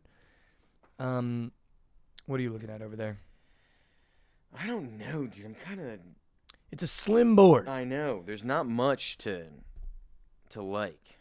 We have to tail Javon's Paolo square Okay. because it's a system. And I like the system. The system is fun. It's a double bag. It's a double bag. Give me... I mean, now, Reed, what are we doing, man? John Mizzy. Dude, shit. I know, dude. so gross. I know it. I know it. Give me Mark Williams more than points and rebounds, 32.5. Yuck. That is gross. Gimme. Mark Williams. Going to the Bulls? What are we doing? No, it's against Washington. All right, Mark Williams. All right. I think I might go to Cat PRA, dude, against the Rockets. Okay. He literally played the worst game of basketball I've ever seen that man play against the Lakers. And who the hell on Houston is stopping him? Sangin? Tell me Alperin? You're telling me Alperin? All-star. It's going to stop Cat? All-star. He hasn't hit 40.5 in 4 of the last 5. That's a lot. Yeah, I would take that. Give me I like Cat, PRA on your head. You bots. With Mark Williams. All right, chat. That shit stank, don't it? That shit fucking stank. That feels good. That feels good. That feels good. It was Jackson Hayes, OG Sour, do but... you know who's scoring 8 points? Don't do this shit. And you know who it is. Don't do this shit. Carlton Carrington. Don't do He's this scoring shit, 8 points against He's such the a Hornets. He had fucking 0 loser. points last game. He's such a loser. Yeah, but he's scoring 8. He's also like 19. I don't know why he didn't just wait a little bit longer. Stay in the game. Jordan Poole points is also a max. Yeah. He hasn't hit in 5 of the Yeah, last I mean, 5. and he's playing come against the on. Hornets. Yeah, Come on. That's fair. Come on. What? Just look at the table over there. Who's sitting on that circular table? Just a thing McDonald's of cup, garlic powder, and tissues. Is that garlic powder? What the fuck garlic is that? powder. What are we doing, man? Rav, what the fuck do you get You're up not to? in the kitchen, by the way. Yeah, we're nowhere near the kitchen. What did you get up to that you needed garlic powder, McDonald's, and a tissue? Garlic salt. Oh, it's garlic salt, guys. Oh, My yeah. bad. I was putting it on McDonald's. 29. Wow, garlic salt on the McDonald's nuggets, dude. That is so much sodium. You need to be I careful. thought that was. Also, they're napkins from McDonald's. Oh, tissue box. That's fucking trends, dude. I don't know what you did. Yeah, I'm sure you don't use them. That's crazy. I just looked at. I thought that was garlic powder just sitting there. I was like, what is that doing upstairs? You know what I found out, dude? Sodium actually bloats the face. Yeah. Yeah, didn't know that. You didn't know that? No. It's How a would I thing. know My Why would I know that? Well, I guess maybe yeah. My entire family experiences that. Middle Eastern food has a bunch of sodium in it, and People forget. it's like a that you're thing. Middle Eastern. It's a thing. Like when I used to wake up when I was a kid, my cousin would call me swole because my cheeks would be like puffy, not like bad, then they just go down. Wow. Yeah, not like bad, Wow. but Wow. Yeah. I can do it. I gotta stop. I gotta cut the salt out. I don't want to wake yeah. up. Little puffy face. I might just get into Botox, dude. No, I don't know why I just said that. you shouldn't. All right, Josh. I feel like that was a great episode. I'm happy. That was a to be good back. episode. Happy to be back as well. You know, I hope the people that come for the plays. I saw a couple of people in chat that were like, "Yo, I'm here for the plays." I hope people that come for the plays also stay for the entertainment. Yeah. Hopefully we entertained you. Hopefully we made you smile today. We end every episode the same way, which we will end today's episode as well, same way, which is just, talking about life a little bit, talking about what we're going through, talking about the things that I don't think enough people talk about. And I'm going to make it a little bit serious here for a second. Yeah, Rav just looked up if you can get diabetes from salt. The fact that you didn't know that is a little concerning. Because I knew that was coming next. I knew in the Rav brain he was going to go, I thought it was just from sugar. And that's just not how that works. But Rav, that's why we're here for you. And that's why we're going to stop you from putting garlic salt on the sodium-covered nuggets. Because you're making it to 90. I wanted to switch gears now a little bit and talk about something that I saw. And it just kind of put a lot of things in perspective for me. I think we go through a lot as human beings. I think this life thing is very hard. I don't think we give ourselves enough credit a lot of the time for getting through the things that we get through, for dealing with things that are on our plate. And I think a lot of it can really affect your mental when you don't start giving yourself credit, when you beat yourself up a lot. Like I know for me, in New York, there's a couple days I struggled to think of content ideas, and I just beat myself into submission in my own head and ended up completely just going flat one day. And I just don't think we give ourselves enough credit sometimes for as far as we have came and as far as we're going to go. And I saw a quote the other day, and I just wanted to say it to you guys. There is a version of you from 5 years ago that would be so proud of what you're doing right now. And that would be so proud of how far you've come.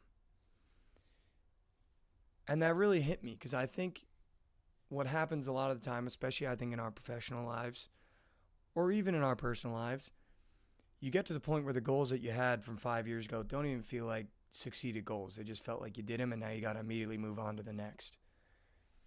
And I really sat there, and I think that's such a powerful message. And I think it's something that if you really start thinking about, it's something that you can carry with you every single day when you feel like you're going through a tough spot, or when you feel like things aren't working at work, or when you feel like things aren't working in your relationship, or when you feel like maybe things aren't clicking with your family unit.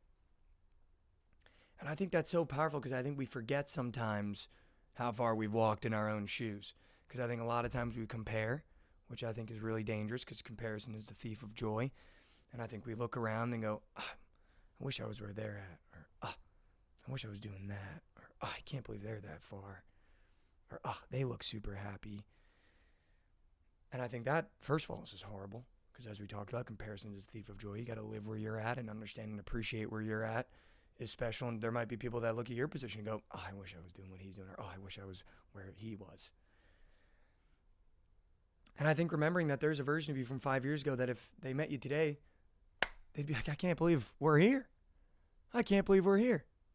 The things I was going through 5 years ago, my God, they feel like a drop in the bucket. And I'm sure the version of me from 5 years ago would be like, we did what? We met who? We're doing what now? And I think we get so caught up sometimes in the here and now and trying to chase the future that we forget how many steps we've taken. And I think it bleeds into something that we say at the end of every episode. And it's that it is important to try to take one step. And we end every episode by me saying, just take one step forward for me. I know how hard it can be to take a step forward in life, but we've learned through doing this show that it's not necessarily the result of the step. It's the attempts of just trying to get up out of bed and trying to do something that betters your life and betters your situation and makes you happy and makes you feel like you're chasing something. But I think sometimes we forget how many steps we may have taken. And I say it every time, hell, I've taken steps backwards, and it's going to happen every single time we get up and try this thing called life. You're going to take some step backwards. You're going to make some mistakes. You're going to lose some people along the way. But man, sometimes it's important to go, I think I've taken a lot of steps backwards, but there's a version of me 5 years down this road that I've been walking on that I think would give me a big hug and say, I can't believe we made it this far. And I think that's okay to remind yourself on a Monday as you get into a new work week, as the new year really starts kicking. We're in February already, and by the way, we're going to be in next February like that. So have some grace with yourself, man. Have some grace. Have some grace, man. I was walking yesterday, I did a 3-mile walk yesterday. The water is gorgeous here. And I was on my walk yesterday after I saw that quote. And it might sound a little bit weird, but in my head, I tried to have a conversation with myself from 5 years ago and tried to put myself in the mindset that I was 5 years ago and the things that I wanted to accomplish. And I've accomplished more than I thought I would have from the goals that I had from 5 years ago. And I think I sit here sometimes, and I think we do this just as humans. I'm going to use myself as an example.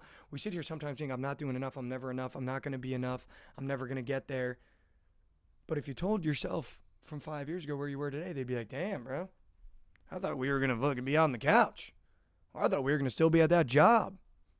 Or I thought we were still going to be DoorDashing McDonald's and bitching. Still do that, though. Going to keep it a bucket there. I still do that. But have some grace with yourself. I don't think we have enough grace with ourselves for how hard this ride can be sometimes. So as always, do me a favor, take a step forward today. I know how hard it can be in life to take a step forward. Sometimes it feels like something's pushing against you. Sometimes it feels like something's holding you back. And listen, there's going to be days where you take a step backwards. Hell, man, my entire life, we could put the whole thing on the board. I wish we wouldn't, and I hope we never do. I've taken steps backwards. I've taken leaps backwards. But I think what we learned through doing this show is the value is in the attempt, because that's what makes you stronger, not the result. Because if you could just take a step forward every single day, you wouldn't get any joy out of it. And I think the days where you take a step backwards, but you get up the next day and try to take that step forward is what brings value to this whole thing that we're trying to build here. I love you guys so much. If no one has said it to you today, I love you. Have a great Monday. I know how hard Mondays can be. I know the classic live for Mondays. I love Mondays. At least I'm trying to fucking love Mondays. But it's an excellent chance at a clean slate every single week to start the week right and attack the week. But I love you guys so much. Have a great Monday. I'm going to say it at the end of every show. I don't have the words to describe how thankful I am for the support that you guys have shown the show. The YouTube numbers have been off the chain the past couple weeks. The Twitch numbers, we're getting there. I'm aiming for 250 plus on both platforms. We're going to get there this year. I can feel it. But just the support and the numbers that we've had since the new year started, I cannot thank you guys enough. Share the show with a friend if you wouldn't mind, though. But I love you guys so much. I love doing this. I wouldn't be able to do this without you guys being in the chat every single day. And hell, we got to talk to Tusi today. Yeah, let's go. Where else can you be hanging out with Mikey Overs and fucking Tusi comes in and I tell him he unfollowed me? You just can't get this kind of content anywhere else. No, I'm just kidding. I love him, though. But I love you guys so much. Thank you so much for all the support. I don't have the words to describe how thankful I am for you guys. I love you guys so much. I miss you guys so much. Go tell the BTL boys I said what's up.